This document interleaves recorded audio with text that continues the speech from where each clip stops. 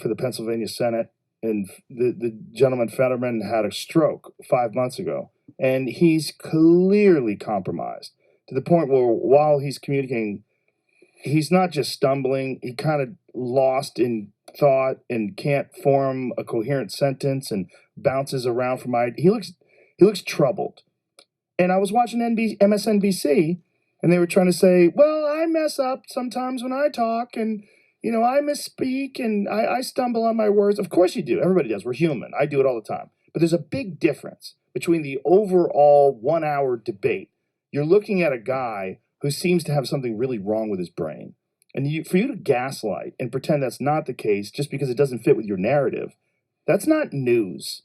That's propaganda, and it's fucking dangerous. Yeah, I hate to see him do that. And look, I haven't done any testing on Fetterman or President Biden, but it seems to me that President Biden is not at his best, and that Fetterman is not at his best. And that's being very charitable. And I don't hold that against Fetterman. He had a stroke.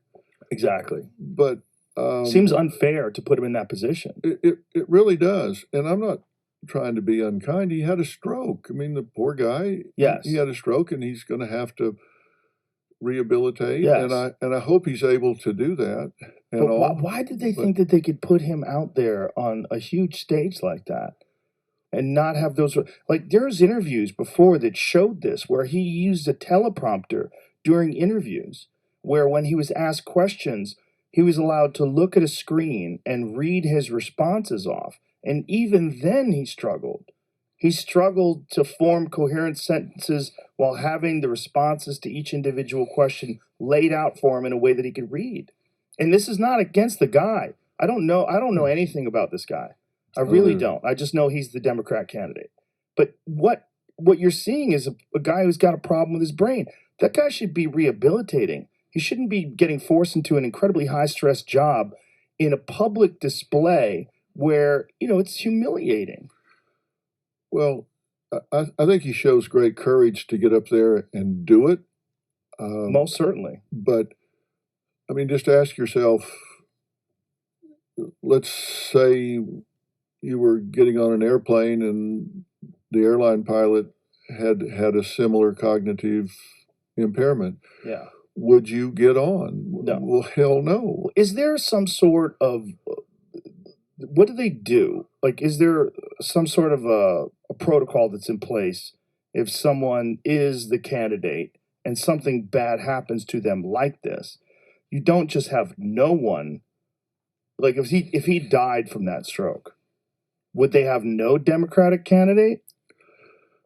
I don't know what it is in Pennsylvania. Maybe they'd have a quick special election or something. I don't know what the rule is. That seems appropriate in this case, doesn't it? I guess, would the other guy run unopposed? That sounds crazy. Because you can't have no one from the Democrats, as a candidate for Senate. You have to have someone.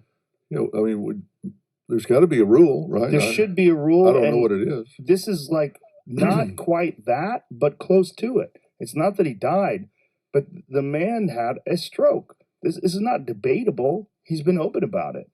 And to force him into this sort of a situation while he's rehabilitating, I mean, you would be able to speak to this better than me. I would think that this would be counter to any rehabilitative, treatments that he could have. It's high stress, public, humiliating.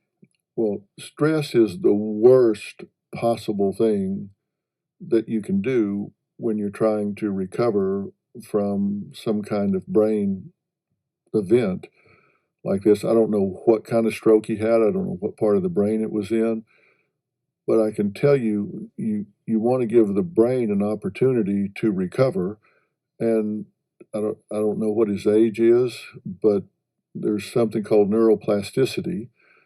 And that doesn't go up with age, it goes down. And you need to have time to recover and let different parts of the brain take over for parts of the brain that maybe have been impaired. And I don't know how severe it was. I don't know what part of the brain it was in, but it can't be good to be putting him in this kind of situation. I'm talking about just being selfish on his behalf. Don't know Yes. what his politics are. Don't. Right. That's exactly what I'm saying. We're not talking about politics. And We're talking about a human being. Yeah. And they talk about President Biden all the time. I mean, he's 80. And he does make a lot of gaffes.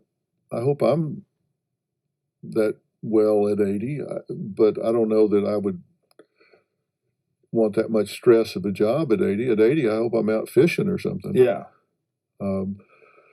But I think when I hear people spin certain things like that, from my standpoint, that has in the past assessed cognitive functioning, I just shake my head and say, what are you talking about? Right.